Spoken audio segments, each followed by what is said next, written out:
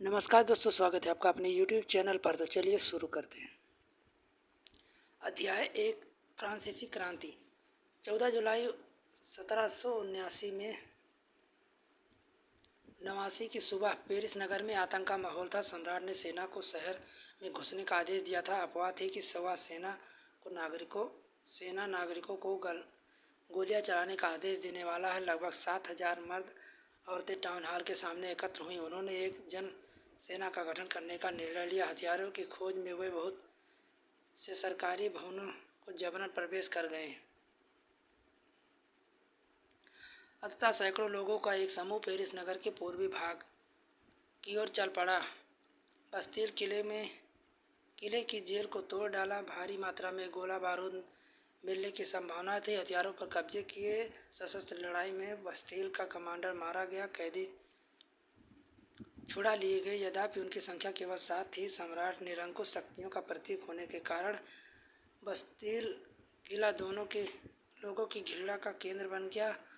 इसलिए किले को ढहा दिया गया। उसके अवशेष बाजार में कुछ लोग उन लोगों को बेच दिए गए जो ध्वस्त के बतौर स्मृति चिन्ह सहेजना चाहते थे।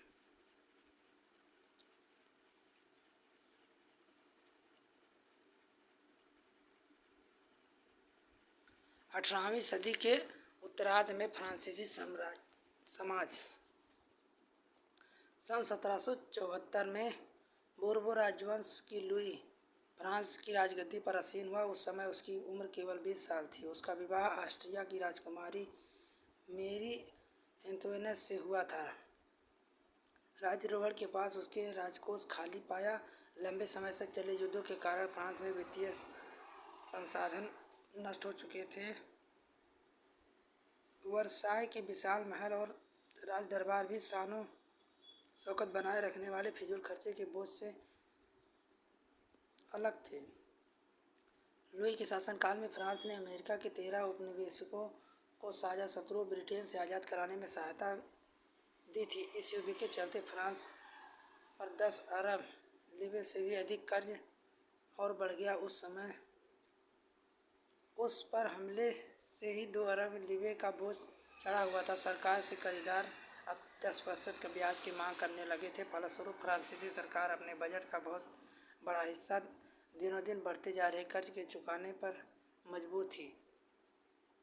अपने नियमित खर्चे जैसे सेना रखरखाव, राजदरबार, सरकारी कार्यालयों, विश्वविद्यालयों को चलाने के लिए फ्रांसीसी सरकार को करों में वृद्धि के लिए बाध्य हो गई। यह कदम भी नाकाफी था। 18वीं सदी में फ्रांसीसी समाज 3 स्टेट्स में बंट गया और केवल तीसरे स्टेट्स के लोग ही कर अदा करते थे।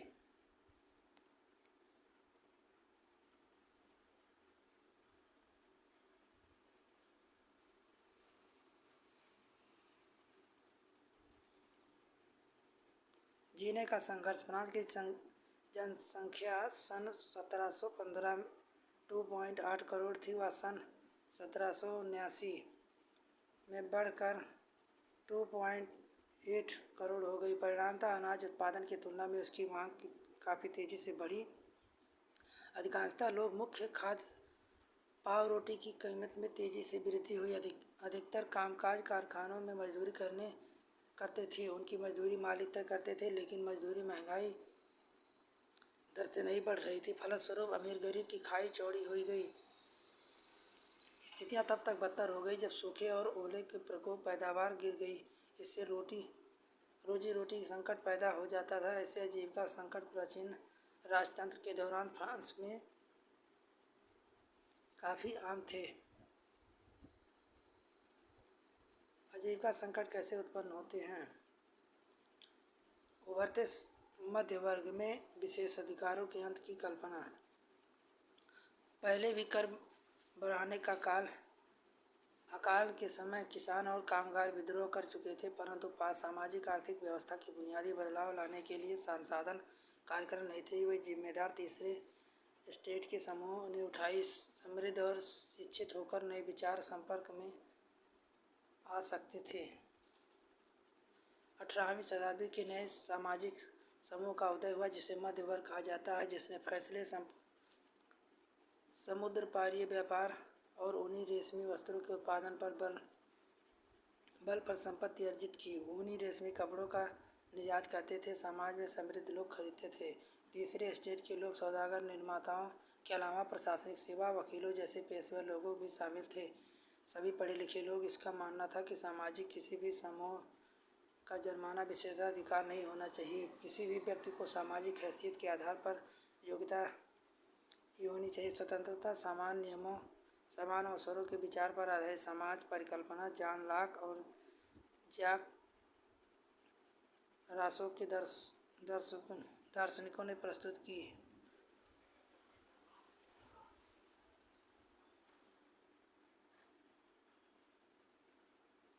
दार्शनिक के विचारों में काफ़ी हाउस और सेलान कोस्टिनो ने गनमर बहस हुआ करती थी। पुस्तकों, अखबारों के माध्यम से इनका व्यापार प्रचार हुआ। पुस्तकों के अखबार लोगों को के बीच जोर शोर से पढ़ा जाने लगा। अनपढ़ भी उन्हें समझ सके। इस समय लुई द्वारा राज्य में खर्चों को पूरा करने के लिए फिर से कर लगाए जाने की खबर विशेषाधिकार वाली व्यवस्था के विरुद्ध गुस्सा भड़क उठा।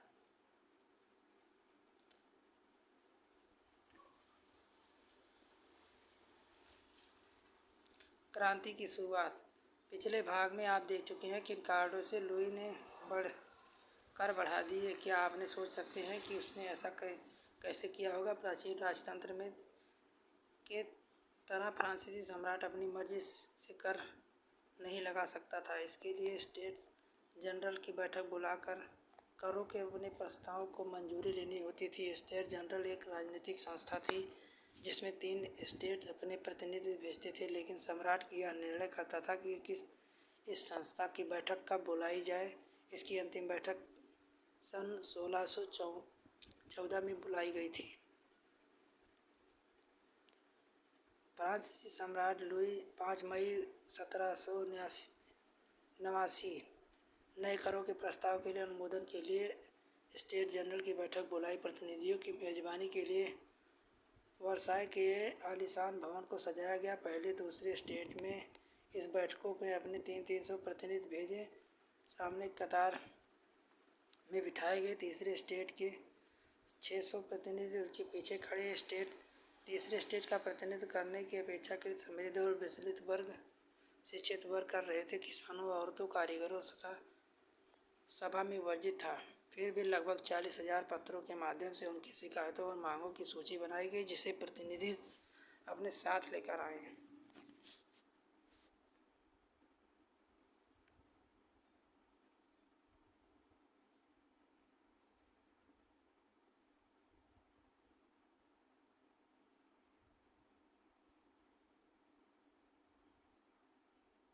फ्रांस संवैधानिक राजतंत्र बन गया। नेशनल असेंबली सन 1791 संविधान प्रारूप पूरा कर लिया।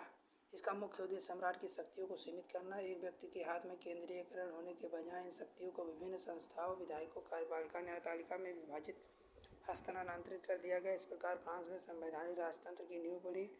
चित्र 7 दिखाता है कि नई राजनीतिक व्यवस्था कैसे काम करती थी।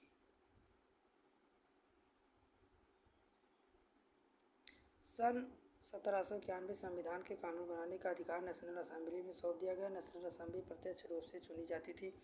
सर्वप्रथम नागरिक एक निर्वाचन समूह का चुनाव करते थे, जो पुनः असेंबली को सदस्यों को चुनते थे। सभी नागरिकों को मतदान का अधिकार नहीं था। वर्ष 25 से कम केवल पुरुषों को ही सक्रिय का दर्जा दिया गया था, जो कम से कम 3 दिन की मजदूरी के बराबर कर चुकाते थे। शेष पुरुषों, महिलाओं को निष्क्रिय नागरिक के रूप में वर्गीकृत किया गया। निर्वाचक की योग्यता प्राप्त करने असेंबली का सदस्य होने के लिए लोगों का करदाताओं की उच्चतम श्रेणी में होना जरूरी था।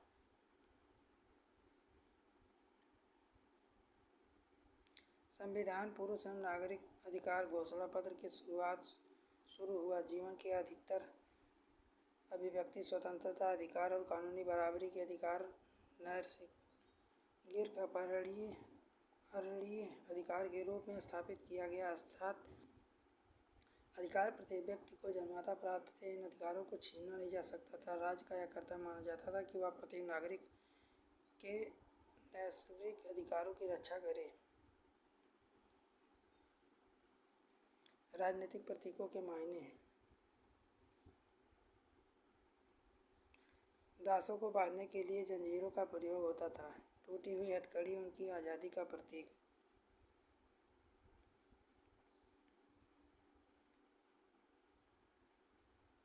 राजदंड शाही सत्ता का प्रतीक।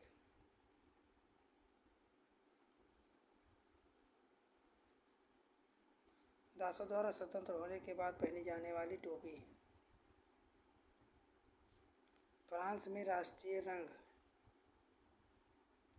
कानून का मानवीय रूप।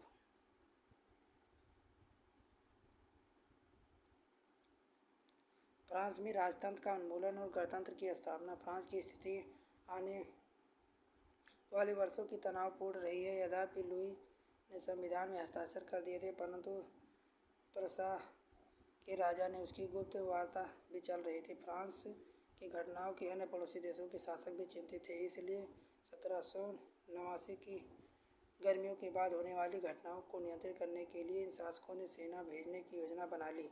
लेकिन जब इस योजना पर अमल होता है तो 1992 में नेशनल असेंबली ने प्रशंसा एवं ऑस्ट्रिया के विरुद्ध युद्ध की घोषणा का प्रस्ताव पारित कर दिया। प्रांतों से हजारों स्वयंसेवी सेना में भर्ती होने के लिए जमा होने लगे। उन्होंने युद्ध यूरोपीय राजाओं कुलीन के विरुद्ध जनता की जंग के रूप में लिया। उनके होठों पर देशभक्ति जो तराने थे उसे कभी राज्यट रचित मार्सिले भी था। यह गीत पहली बार मार्सिलेस स्वतंत्रवासियों ने पेरिस की ओर कूच करते हुए गाया था, इसलिए इसे राष्ट्र गान बनाया गया फ्रांस का। अब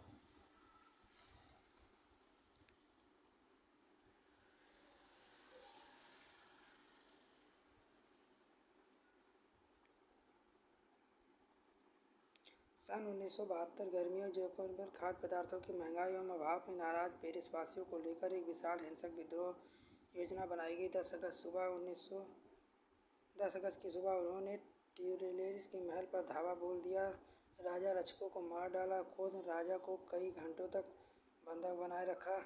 बाद में असेंबली ने शाही परिवारों को जेल डालने का प्रावधान पारित किया। नए चुनाव कराए। 21 वर्ष से अधिक उम्र सभी पुरुष चाहे के पास संपत्ति हो या न हो मतदाता का अधिकार दिया गया। निर्वाचित असेंबली में कन्वेंशन का नाम दिया गया। 21 सितंबर 1792 में इसे राजतंत्र कांत कर दिया गया। फ्रांस में गणतंत्र घोषित किया गया। जैसा कि आप जानते हैं, गणतंत्र सरकार का वह रूप जहाँ सरकार प्रमुख चुनाव जनता कराती है। यह वंशानुगत राजशाही नहीं होता है। आप अन्य गणतांत्रिक देशों के बारे में जानकारी प्राप्त करने की कोशिश करें और देखें कि कब और कैसे गणतंत्र बने।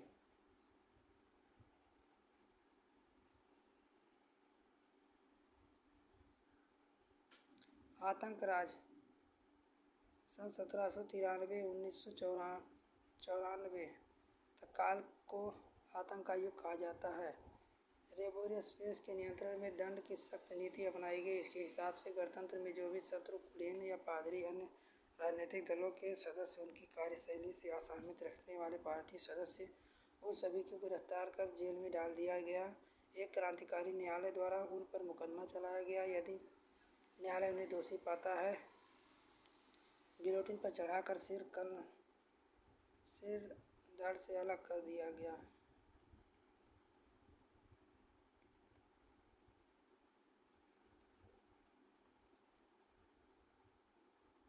डिक्टेटरी शासित फ्रांस।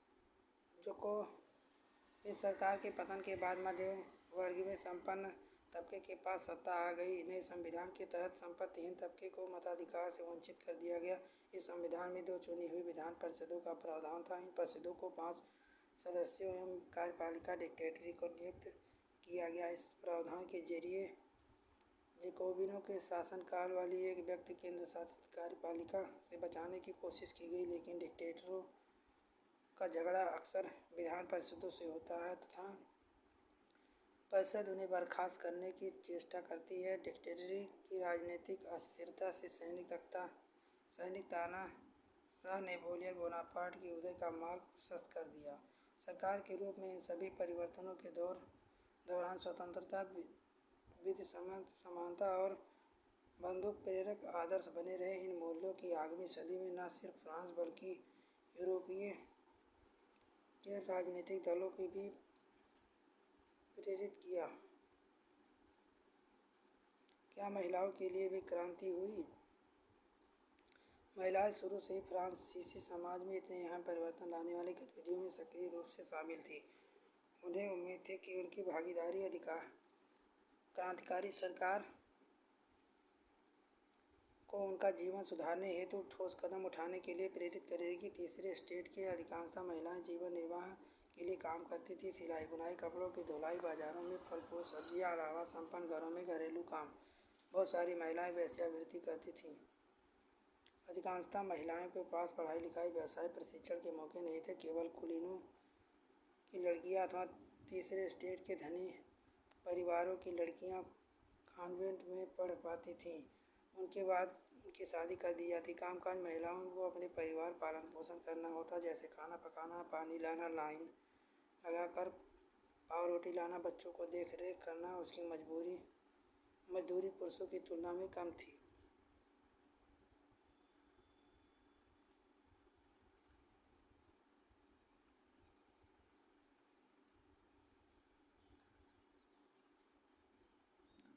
मताधिकार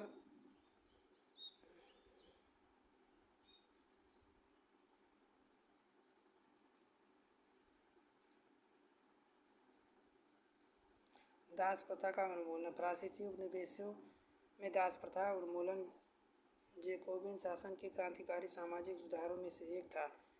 कैरिबियाई उपनिवेशिक मार्टिन डालेपोन और सैन डेमिको तंबाकू, नील, चीनी, कॉफी जैसी वस्तुओं के महत्वपूर्ण आपूर्तिकर्ता था। ये अपरिचित एवं दूर देश जाने वाले काम करने के लिए प्रति यूरोपीय की अनिच्छा का मतलब था। बागानों में श्रम की कमी थी। इन कमी को यूरोप, अफ्रीका, अमेरिका के बीच त्रिकोणीय दास व्यापार द्वारा पूरा किया जाता था। दास व्यापार 17वीं सदी में शुरू हुआ। फ्रांसीसी सौदागर बर्दे या नाश्ते बंदरगाह से अफ्रीका तट से जहाज ले जाते थे, जहां वह स्थानीय सरदारों से दास खरीदते थे। दासों को दाग कर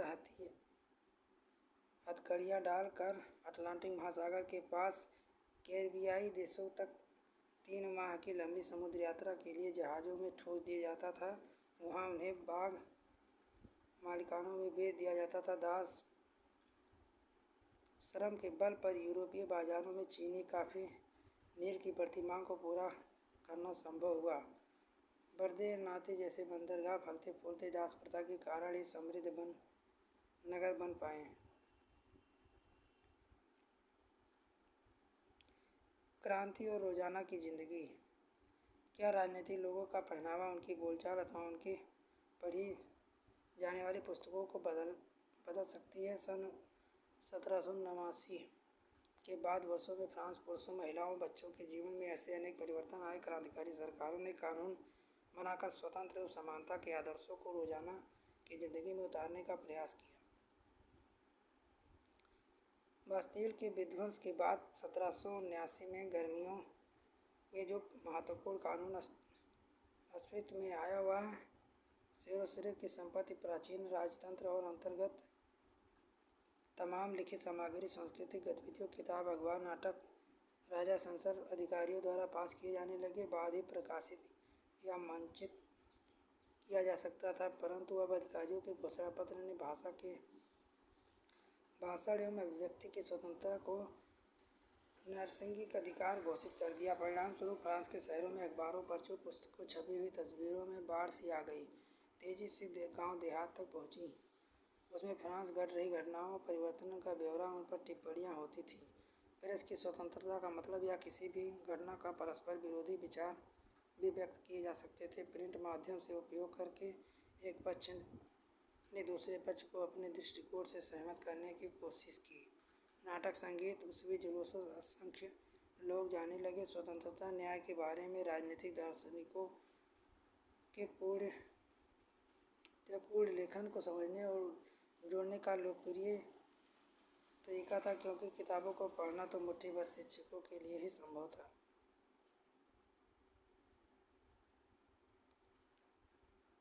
सारांश: 1804 नेपोलियन बोनापार्ट ने खुद को फ्रांस का सम्राट घोषित कर दिया। उसने पड़ोस के यूरोपीय देशों की विजय यात्रा शुरू की। पुराने राजवंशों को हटाकर उसने नए साम्राज्य और उसकी बागडोर खानदान लोगों के हाथ में ले ली। नेपोलियन खुद को यूरोपीय आधुनिकीकरण का अग्रदूत मानता है। उसने निजी संपत्ति की सुरक्षा और कानून बनाए रखने, दशमलव पद्धति के आधारित नापतोल की एक समान प्रणाली चलाई। शुरू में सारे लोगों को नेपोलियन मुक्तिदाता लगता था। उसे जनता को स्वतंत्र दिलाने की उम्मीद थी। जल्द ही उसकी सेनाओं में लोग हमलावर मानने लगे। आखिरकार 1815 वाटरलू उसकी हार हुई। यूरोप में बाकी हिस्सों में मुक्ति और आधुनिक कानूनों को फैलाने वाले उसके क्रांतिकारी उपायों असर उसकी मृत्यु काफी समय बाद सामने आया। स्वतंत्रता और जनवादी अधिकारों और विचार फ्रांसीसी क्रांति की सबसे महत्वपूर्ण विरासत थे। ये विचार 19वीं सदी के फ्रांस में निकलकर बाकी यूरोपियों में फैलने के कारण वहीं से समृद्ध व्यवस्था का नाश हुआ। औपनिवेशिक समाजों में संप्रभुत्व राज्य की स्थापना के अपने आंदोलन में दासों की मुक्ति पर विचार नई परिभाषा दी। टीपू सुल्तान और राजा मनमोहन राय क्रांतिकारी फ्रांस में उपजे विचारों से प्रेरणा लेने वाले दो ठोस उदाहरण थे। अभ्यास: